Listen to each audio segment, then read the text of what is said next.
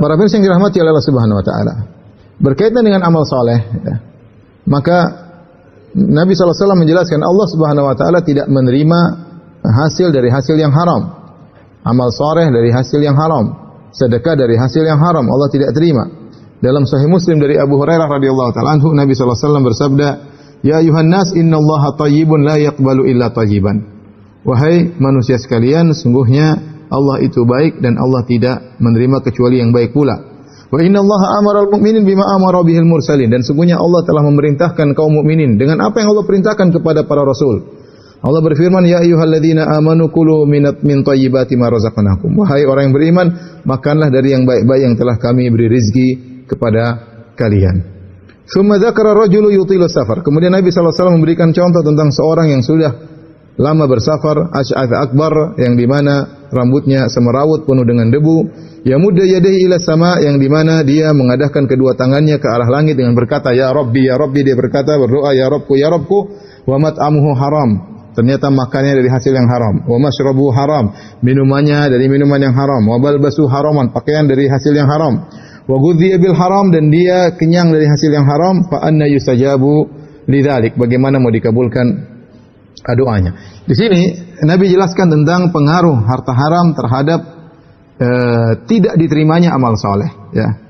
Jadi Nabi menjelaskan Allah maha baik dan Allah tidak terima kecuali yang baik-baik pula. Dan Allah telah memerintahkan bahwasanya orang-orang beriman hendaknya makan yang halal. Sebagaimana Allah perintahkan para rasul, bukan cuma orang beriman yang diperintahkan. Ya ayyuhar rusulu kulu minat thayyibat. Para rasul juga diperintahkan untuk memakan dari hasil yang halal. Kenapa?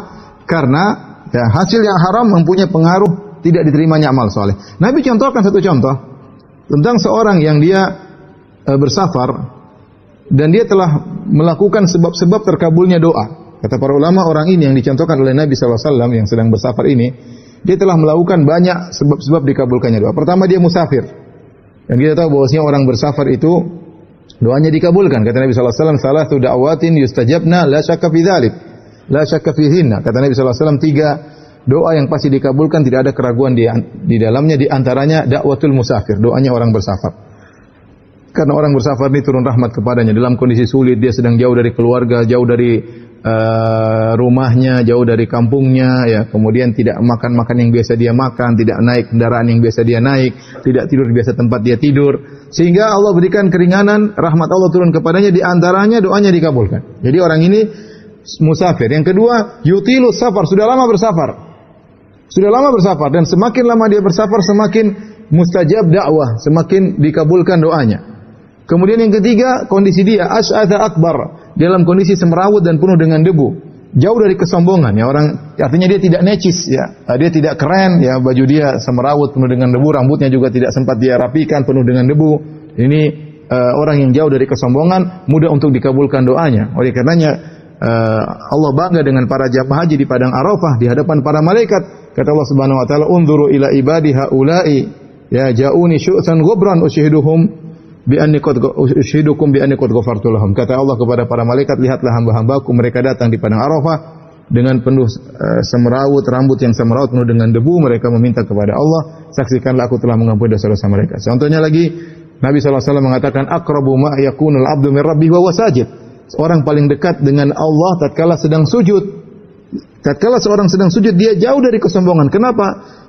Bagian tubuhnya yang dia banggakan, kepalanya sedang dia letakkan di atas tanah sambil dia berdoa, "Subhana rabbiyal a'la bihamdi." Segala maha suci bagi Allah yang maha tinggi. Di saat itu kata Nabi SAW, ya, berdoalah, fa'aksiru doa, berdoalah, banyaklah berdoa. Faqamin astajabalakum, sangat mudah dikabulkan. Kenapa? Karena dia jauh dari kesombongan. Lihat orang ini, dia tadi musafir. Yang kedua, dia sudah lama bersafar. Yang ketiga, dia jauh dari kesombongan. Ini sebab doa dikabulkan. Kemudian yang bundu ya dia ila sama. Di antara sebab doa dikabulkan yaitu seorang mengangkat tangan kepada Allah Subhanahu wa taala. Makanya Nabi SAW terkadang mengangkat tangan tatkala terkadang sampai tinggi, sampai terlihat putih ketiak beliau alaihi salatu wassalam, ya. Bagaimana Nabi SAW berdoa kepada Allah Subhanahu wa taala dengan mengangkat kedua tangannya. Kemudian di antara sebab dikabulkannya doa, dia bertawassul dengan nama Allah ya Rabb. Dia mengatakan ya Rabbi, ya Rabbi, ya Rabbku, ya Rabbku, ya. Subhanallah, 5 sebab ya, dia dikabulkan doa. Ya, pertama safir, kedua safarnya lama, tiga rambutnya semerawut dan penuh dengan debu jauh dari kesombongan, yang keempat dia mengadakan kedua tangannya ke langit, yang kelima dia mengulang-ulangi doanya ya Rabbi ya Rabbi, yang keenam dia bertawassul dengan rububiyah nama Allah Ar-Rabb. Seharusnya dikabulkan. Ternyata Nabi mengatakan fa anna yustajabu lidzalik. Bagaimana mau dikabulkan doanya? Nabi merasa sulit dikabulkan doanya. Kenapa? Nabi berkata wa mat'amu haram, makan dari hasil yang haram. Wa mashrabuhu haram, minum dari hasil yang haram. Wa malbasu haram, pakaian dari hasil yang haram. Wa ghudhiya bil haram, dia kenyang dari hasil yang haram. Bagaimana mau dikabulkan? Ini isyarat bahwasanya makanan halal dan makanan haram berpengaruh dengan amal soleh yang kita kerjakan. Ya, di antaranya doa tidak dikabulkan. Bisa jadi seorang kelihatannya secara zahir amal solehnya banyak, ya mungkin dia bersedekah, mungkin dia umrah, mungkin dia haji, mungkin dia berbakti sama orang tua, tapi ternyata semua dari hasil yang haram, hasil menipu orang, hasil dari praktek riba, dari hasil dari menzalimi orang lain, ya hasil dari korupsi, hasil dari macam-macam. Maka ini semua meskipun kelihatannya dia seakan-akan banyak beramal soleh, tapi tidak diterima oleh Allah Subhanahu wa Ta'ala. Ini contoh yang disebutkan oleh Nabi. Ini contoh sebab untuk dikabulkan banyak, sudah sempurna sebab-sebab tersebut, namun ada penghalang satu, yaitu makan dari hasil yang haram, maka buyar semua ibadahnya, tidak diterima oleh Allah. Makanya di awal hadis Nabi SAW mengatakan innallaha thayyibun la yaqbalu illa thayyiban. Sungguhnya Allah Maha baik dan Allah tidak menerima kecuali yang baik pula. Ya.